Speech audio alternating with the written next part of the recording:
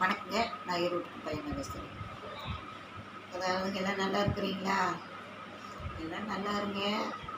அதாவது பாங்காக இருங்க, பணிவாக இருங்க, ஒருத்தர் மேலே அன்பாக இருங்க. யாருக்கு ஒரு தீங்கு நினைக்காதீங்க. அதாவதுங்க, கெடுப்பான் கேடு நினைப்பான். என்னைய ஒருத்தர் கெடுக்கலான்னு நினச்சாங்கன்னா ஆண்டவன் இருக்கிறான் அவங்கள கெடுக்க. நான் ஒருத்தர் கெடுக்கலான்னு நினச்சா எதுக்கு ஆண்டவன் இருக்கிறான். அதனால யாருக்கு ஒரு பகையே வேண்டாங்க. எல்லாத்தையுமே ஒரு அக்கா தங்கச்சிங்க மாதிரி, அண்ணன் தம்பிங்க மாதிரி எல்லாத்துக்கூடையும் பேசுங்க, அன்பாக இருங்க. என்னங்க, ஒரு சின்ன கதை சொல்கிறேங்க.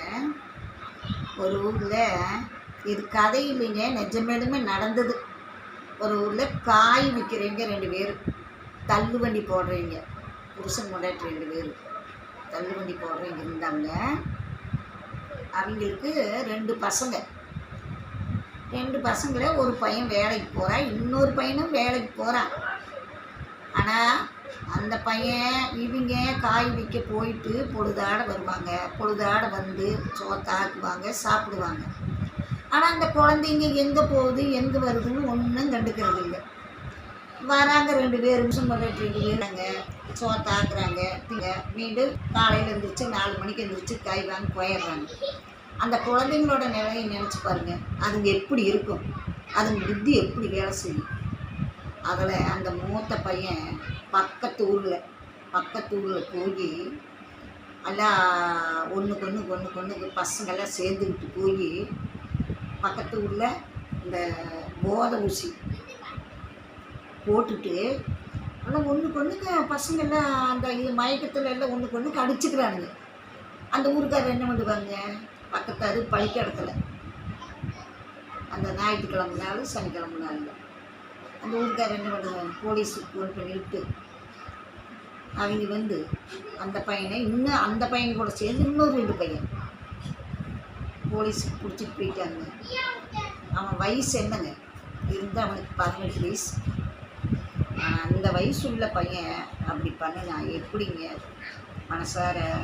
இது குழந்தைங்க பெற்கிறது பெருசு கிடையாதுங்க. ஆனால் அது உண்மையிலுமே நல்ல முறையாக நல்ல உணவு கொடுக்காட்டியும் போயிட்டு போகுது. நல்ல பழக்க வழக்கத்துக்காவது சொல்லி கொடுத்து வளர்த்தோணுங்க. அதுதாங்க நாம் பிறந்த பிறப்புக்கே அடையாளம். அதாவது அந்த குழந்தைங்களை பெற்றோம் வளர்த்தோன்னு இல்லாத நல்ல முறையாக சாப்பாடும் கூட நீங்கள் ஒரு நேரம் கொடுங்க, ஒரு நேரம் இல்லைன்னாலும் கூட பரவாயில்ல. ஆனால் நல்ல பழக்க வழக்கத்தை சொல்லி கொடுங்க. அதுதாங்க நல்லது.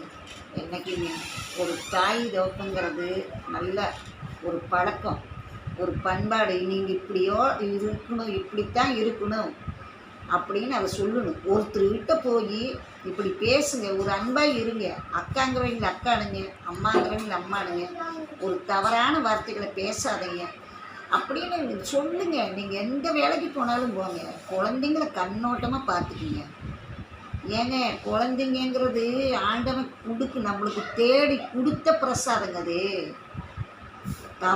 தவம் இருக்கிறவங்க எத்தனை பேர் இருக்கிறாங்க. அவங்களுக்கெல்லாம் குழந்தைங்க கிடைக்கிறது இல்லை, அழுகுறாங்க. கோடீஸ்வரம் முத்துக்கெல்லாம் கிடைக்காத முத்துக்கள் அதெல்லாம். ஆனால் நம்மளுக்கு கொடுத்துருக்குறானா, ஆண்டவன் கொடுத்துருக்குறானா, அதை நம்ம பாங்கு பத்திரமா வளர்த்தோணும். எப்படியோ பெற்றுட்டோம், அது எப்படியோ வளர்ந்துட்டு போகுது அப்படின்னு மட்டும் தயவு செஞ்சு நினைக்காதீங்க. அந்த குழந்தைகளோட எதிர்காலம், அதாவதுங்க, எந்த குழந்தையும் நல்ல குழந்தை தான் மண்ணில் பிறக்கையிலே, அது நல்லவராவதும் தீயவராவதும் அன்னை வளர்ப்பினிலே, அன்னை வளர்ப்பினிலே.